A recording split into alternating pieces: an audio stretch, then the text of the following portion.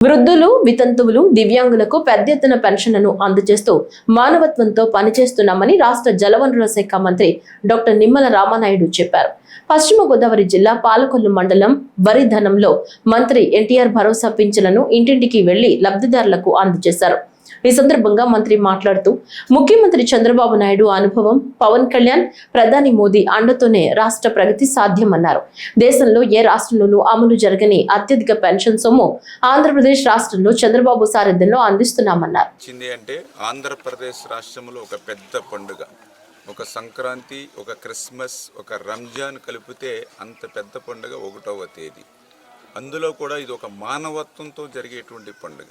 పెంచిన వృద్ధులు, వితంతువులు, ఆదరణ లేక నిరాదరణకు గురవుతున్నటువంటి వీరందరికీ కూడా మరి ఈరోజు 4,000 రూపాయలు పింఛన్ వాళ్ళ గడప దగ్గరే అందిస్తూ, అదేవిధంగా దివ్యాంగులు గత 5 సంవత్సరాల వైసీపీ పాలనలో 3,000 రూపాయల పింఛన్కి ఒక్క రూపాయి కూడా అదనంగా పెంచాలి 5 సంవత్సరాల కాలంలో.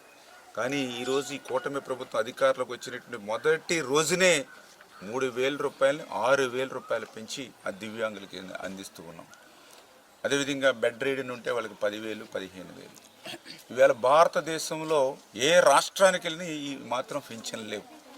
ఎక్కడికి వెళ్ళినా కూడా 1,500, 1,000 రూపాయలు, కొన్ని రాష్ట్రాల్లో అయితే 500 రూపాయలు మాత్రమే పింఛన్ ఇస్తూ ఉన్నారు.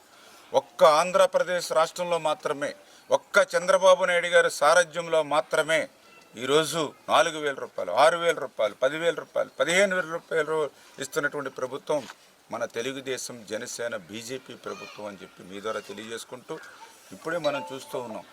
ఈవేళ ఇప్పుడు ఒక పెద్ద ఆమెకి మనం పింఛన్ ఇచ్చాం. ఆమెకి 4,000 రూపాయలు అంటే సంవత్సరానికి చూస్తే మరి దగ్గర 48,000 రూపాయలు సంవత్సరానికి అందజేస్తూ ఉన్నాం. మరి 5 సంవత్సరాల్లో చూస్తే 2,40,000 రూపాయలు ఈవేళ పెద్ద ఆమెకు అందజేస్తున్నాం. ఇప్పుడే ఒక దివ్యాంగుని చూసాం. నెలకి 6,000 రూపాయలు పింఛన్ వస్తుంది. నెలకి 6,000 రూపాయలు అంటే సంవత్సరానికి 72,000 రూపాయలు అవుతుంది.